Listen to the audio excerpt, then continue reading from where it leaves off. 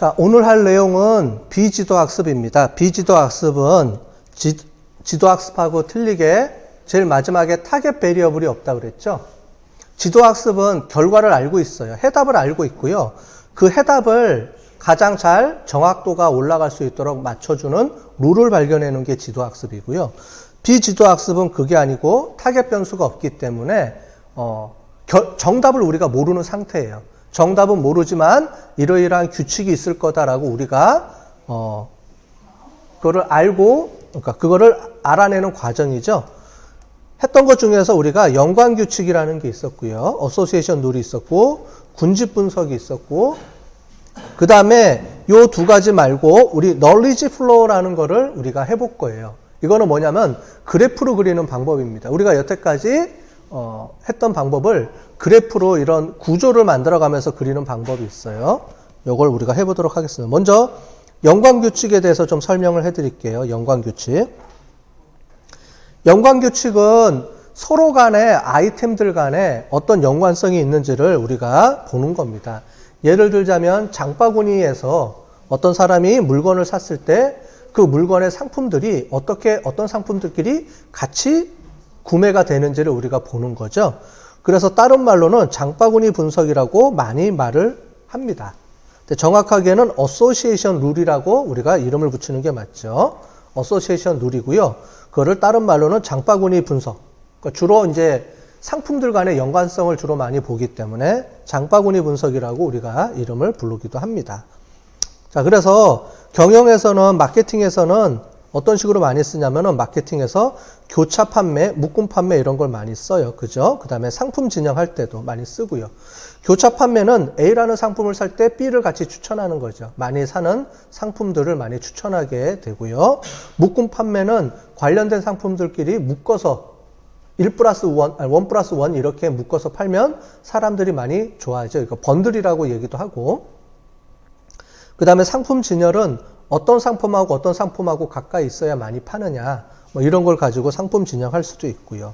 그래서 뭐 거래 후 쿠폰 제공할 때도 이거는 우리가 뭐냐면은 이제 그 순차 연관 분석이라고 또 따로 있는데 A라는 상품을 산다면 그 다음에 B라는 상품을 이후에 사는 거가 또 있습니다. 그런 거 할 때도 많이 쓰죠. 그래서 측정도구로는 지지도, 서포트, 그 다음에 신뢰도, 컨피던스, 향상도, 리프트 이게 있습니다. 요 각각에 대해서 잠깐 설명을 드릴게요. 우리 이론적으로 배우고는 왔지만 다시 한번 설명을 드리겠습니다. 지지도는 뭐냐면 지지도는 전체 상품 중에 많이 팔리는 상품이냐예요. 이거는 단순하게. 신뢰도는 만약에 어떤 상품을 샀을 때 그 상품을 살 확률은 어떻게 되느냐고요. 향상도는 지지도하고 신뢰도 간의 관계에서 그냥 놔뒀을 때 파는 거에 비해서 어떤 상품을 추천했을 때 팔 확률을 우리가 나타내 주는 겁니다. 그래서 요 세 개가 있어요. 그래서 제일 먼저는 지지도입니다. 지지도는 만약에 오늘 상품이 100개 팔렸어요. 그런데 관련된 여기서 우리가 보고자 하는 상품이 몇 개 팔린 상품을 보려고 하느냐. 1년에 한 번 팔리는 상품이다. 그럼 별 의미가 없죠. 1년에 한 개 팔린다. 그죠? 일단은 연관성 규칙이 우리가 관심 있는 연관성 규칙은 일단 많이 팔리는 상품이어야 되겠죠. 그죠? 전체 매출 중에서 많이 팔리는 상품. 그래서 이제 지지도는 이제 커트라인을 정해줘야 돼요. 몇 개 정도가 좋겠다. 몇 % 정도가 좋겠다. 이렇게 얘기를 하면 됩니다. 물론 상품 수가 적으면 이제 퍼센테이지가 올라가겠죠. 근데 상품 수가 너무 많으면 이제 퍼센테이지가 낮아지겠죠. 이 커트라인은 내가 정해주는 겁니다. 내가 어느 정도 선에서 잘 팔리는 물건을 보겠다. 여기서 커트가 되면 그 다음부터는 해당이 안 돼요. 1번이 만족해야지 2번으로 넘어갑니다. 그러니까 잘 선택해야 돼요. 두 번째 신뢰도입니다. 자, 이 뒤에 있는 거를 좀 보면서 설명을 드릴게요. 자, 신뢰도는 어떤 물건을 팔았을 때, 샀을 때, 산 사람이 그 다음에, 그러니까 그거를 같이 살 확률을 나타내 주는 게 이거예요. 그 다음에 향상도는 이 두 가지를 비교해서 어느 게 더 크냐, 이거의 얘기입니다. 좀 설명을 좀 더 드릴게요. 우리 핸드폰 사례를 조금 이따 할 텐데, 요거를 보도록 하겠습니다, 나중에. 그런데 이렇게 우리가 상품 규칙을 정하는 중에 어떤 상품이 많이 팔리는 상품인지를 우리가 찾아내는 알고리즘 중에 프라이어리 알고리즘이라는 게 있어요. 얘가 이제 그 빈발 아이템 세트라고 우리가 얘기하는 게 있는데 이게 그겁니다. 많이 팔리는 상품 세트를 묶어주는 거예요. 하나, 두 개, 세 개, 네 개 이렇게 계속 묶어나갈 수가 있겠죠. 그때 쓰는 알고리즘이 프라이어리 알고리즘인데 우리가 쓸 때 쓰는 알고리즘입니다. 이따가 볼 거예요. 자, 아까 전에 봤던 거를 전체적으로 한번 다시 설명을 드리면 이겁니다. 서포트는 전체 상품 판매 중에 몇 퍼센트를 얘가 그러니까 팔리는 거냐, 이거를 물어보는 거라 그랬죠. 전체 중에 몇 개 파느냐. 만약에, 상품이 오늘 100개 팔았는데 최소한 10개는 파는 상품들만 우리는 관심 있다. 이렇게 세팅해 주는 겁니다, 얘는. 자, 두 번째, 컨피던스는 뭐냐면, 만약에 어떤 상품을 팔고 싶어요. 그런데 그 상품을, A라는 상품을 산 사람이 B라는 상품을 살 확률입니다. 우리가 알고 싶어 하는 조건부 확률이죠. 자, 그래서 그냥 판매하는 것보다는 만약에 어떤 사람을 봤을 때 판매하는 게 더 좋겠죠. 만약에 내가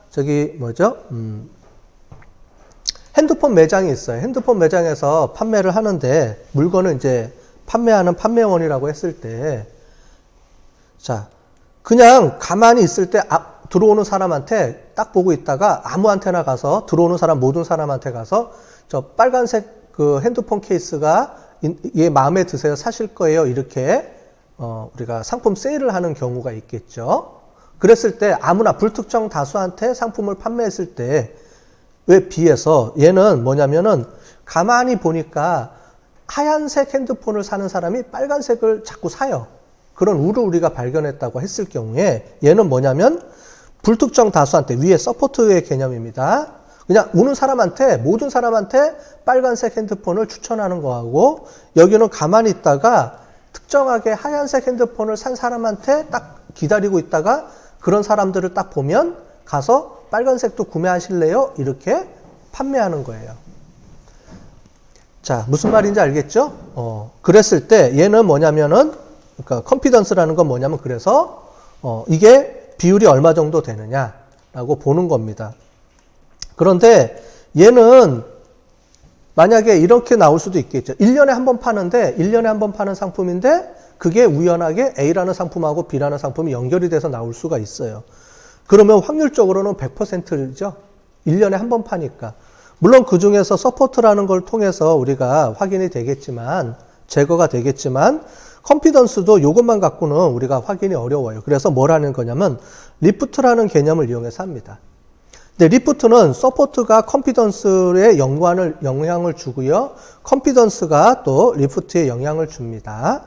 얘는 뭐냐면 아까 전에 본 것처럼 가만히 있을 때 물건을 파는 거예요. 즉 얘기를 들자면 들어오는 사람 모두한테 빨간색 핸드폰 케이스를 팔았을 때 그때 그러니까 어떤 사람이 살 확률하고 흰색을 우리가 추천했을 때 빨간색을 살 확률하고 이 두 가지 중에 어느 비율이 더 높으냐. 그래서 우리가 이론 시간에 설명했듯이 이게 1보다 커야지만 의미가 있다라고 얘기를 했어요. 그죠? 그래서 서포트, 컨피던스, 리프트인데 서포트는 기본적으로 이 두 가지를 우리가 하기 위해서 기본 세팅을 요거는 해줘야 되고요. 나중에 컨피던스하고 리프트는 이 둘 중에서 어느 조건을 우선시할 것인지를 내가 정해줘야 되는데 기본적으로 이제 리프트를 많이 선호를 합니다. 사람들이. 왜냐하면 리프트라는 게 컨피던스보다 이 두 가지의 비율을 고려를 해서 하는 거기 때문에 훨씬 더 이게 의미가 있죠. 그죠? 그래서 나왔던 게 이제 요겁니다. 요거를 이제 조금 이따 볼 거예요. 향상도가 1.67이라는 말은 뭐냐면 이겁니다. 그냥 우리 매장에 오는 사람 모두한테 레드라는, 그러니까 빨간색 핸드폰 케이스를 판매했을 때의 그 물건을 살 확률에 비해서 그린을 구매한 사람한테 빨간색을 판매했을 때에 얼마만큼 몇 배가 더 높아지냐면 1.67배가 더 높다는 거예요. 그냥 아무한테나 판매했을 때보다 그린을 사는 사람한테, 그린 색깔 사는 사람한테 빨간색도 같이 팔면 확률이 1.67배나 더 올라간다고 하니까 훨씬 더 높겠죠. 그죠? 그래서 이런 규칙을 이용해서 우리가 교차 판매, 묶음 판매, 그 다음에 옆에 진열도 같이 해주고 뭐 이런 식으로 우리가 여러 가지 그 사업에 활용할 수가 있습니다.